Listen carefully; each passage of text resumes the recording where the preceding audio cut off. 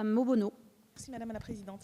Cet amendement vise à limiter la possibilité que les exportations d'armes françaises puissent être utilisées pour la commission de crimes contre l'humanité, crimes de guerre et attaques dirigées contre les populations civiles. Pour ce faire, il propose d'interdire l'octroi d'une autorisation préalable d'exportation aux États engagés dans une intervention militaire extérieure hors du cadre légal d'un mandat de l'Organisation des Nations Unies. Il prévoit également la suspension, la modification, l'abrogation des licences d'exportation dans le cas où un État s'engagerait dans une telle démarche unilatérale.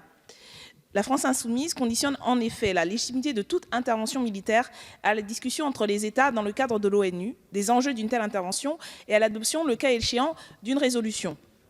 Néanmoins, il nous semble que même sans partager ce point de vue, vous ne pourrez qu'être d'accord, y compris comme l'a rappelé notre collègue Lachaud sur l'exemple du Yémen qui fait aujourd'hui l'objet de plusieurs articles de presse qui expliquent, y compris quels sont les circuits par lesquels les armes utilisées ont pu se retrouver dans ce pays pour la commission d'actes qui sont aujourd'hui dénoncés comme étant des crimes de guerre et des crimes contre l'humanité. Cet amendement, en tous les cas, ne fait qu'entériner l'engagement pris par la France lors de la signature du traité sur le commerce des armes, qui œuvre à empêcher les transferts d'armes s'il y a un risque qu'elles puissent commettre des violations graves des droits humains, du droit international humanitaire, ou à être utilisées à des fins de répression interne.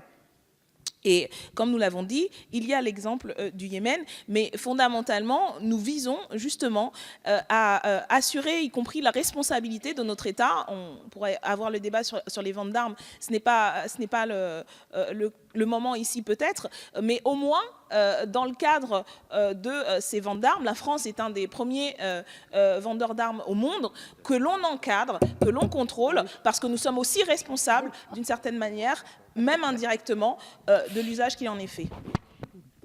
D'abord, notre régime de contrôle est l'un des plus complets dans les pays qui exportent des armements dans le monde.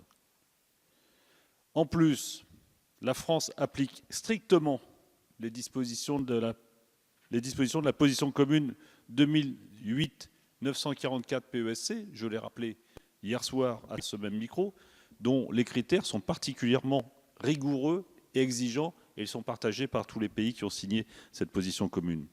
La deuxième chose, c'est que notre pays applique scrupuleusement tous les régimes de sanctions, ainsi que les mesures restrictives qui sont imposées par les organismes internationaux, l'ONU, l'OSCE ou même l'Union européenne. Et enfin, notre pays participe aux instruments internationaux relatifs au désarmement. Donc il y a toutes les garanties et tous les contrôles possibles pour faire en sorte que ces exportations d'armes se passent le mieux possible et se fassent avec des pays avec lesquels non seulement nous entretenons des rapports diplomatiques, mais en plus qui appliquent les instruments internationaux relatifs à cela. Voilà, donc un avis défavorable, madame. Le principe, c'est que les exportations de matériel de guerre sont interdites, sauf exception. Ces exceptions étant traitées dans le cadre d'un dispositif interministériel dans lequel sont représentés plusieurs ministères, dont le ministère des Armées. Il n'est pas le seul et sous l'autorité du Premier ministre. Comme le rapporteur vient de l'indiquer, lorsque des demandes d'exportation sont examinées par ce comité interministériel, il est vérifié que celles-ci respectent, comme cela vient d'être rappelé, la position commune de l'Union européenne du 8 décembre 2008.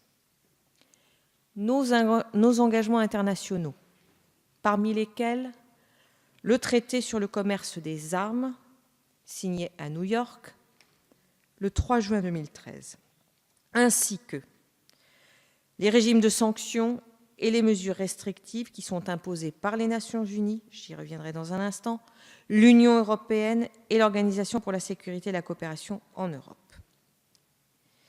Sont également pris en compte l'absence de risque de répression contre les populations, l'absence de risque de détournement et d'altération des équilibres régionaux, ainsi que les engagements que j'ai rappelés au plan international. Tout cela fait partie des critères de délivrance d'une autorisation d'exportation. Enfin, dans votre amendement, vous faites référence aux interventions sans mandat de l'ONU. Je voudrais rappeler que la Charte des Nations Unies autorise, en son article 51, des interventions sans mandat de l'ONU sur un motif qui est celui de la légitime défense individuelle et collective. Alors, encore une fois, j'ai conscience que je ne vous convaincrai pas, mais je pensais utile de rappeler le cadre dans lequel un pays responsable comme la France opère sur des sujets aussi graves que l'exportation des armements. Force est de constater que des armes françaises sont aujourd'hui vendues à l'Arabie Saoudite et servent à ce que l'on sait au Yémen. Pire, toute notre stratégie de sortie de crise au Mali et au Sahel repose sur l'organisation du G5 Sahel, dont 25% du financement est assuré par cette même Arabie Saoudite. Cela ne laisse de nous rassurer. J'ai bien compris que l'exécutif encadrait les ventes d'armes. J'ai bien compris aussi que le législatif avait, à un moment donné, son opinion à donner sur l'entrée en guerre, etc. Et sur les traités internationaux et sur les accords. Le problème, c'est que le législatif, sur ces questions d'armes, il n'est pas très informé. Tout à l'heure, on vous a interpellé pour avoir des éléments. On les a pas. Vous dites que c'est du domaine de l'exécutif. Pas que, je suis désolé. Et puis, il y a les ventes et il y a les distributions. Et les distributions sont graves aussi. Par exemple, quand on a parachuté, la France, quand elle a parachuté des quantités d'armes dont on n'a jamais eu la liste, mais dont on a retrouvé des traces, parfois contre notre propre armée, qu'on a parachuté en Libye, ces séries d'armes, et qui s'est retourné contre nous aussi. On n'a pas fait l'inventaire, on n'a pas fait d'études, d'analyses, etc. On a parachuté, la France, l'État, a parachuté des armes qui se sont retournées après contre des populations. Donc on peut quand même avoir, en tant que représentation nationale, un peu, entre guillemets, notre mot à dire sur ces questions-là, parce que ça engage d'abord les finances de notre pays, mais ça engage aussi la sécurité des Français. Parce que qui dit agressivité avec des armes françaises, même si c'est entre les mains d'un autre pays, ça met en difficulté la population française. Parce que les représailles se font contre l'autre pays, mais aussi contre celui qui fournit l'autre pays. Et donc nous, vendeurs d'armes. Et c'est ce qui alimente aussi le terrorisme en notre direction. Donc ça mérite quand même de regarder ça comme une question politique importante qui concerne le Parlement. Et vous nous avez donné quelques garanties. Cependant, je trouve que c'est une question qui me paraît légitime de la part du Parlement. Vous voyez très bien que les ONG actuellement se posent beaucoup de questions, il suffit de lire la presse.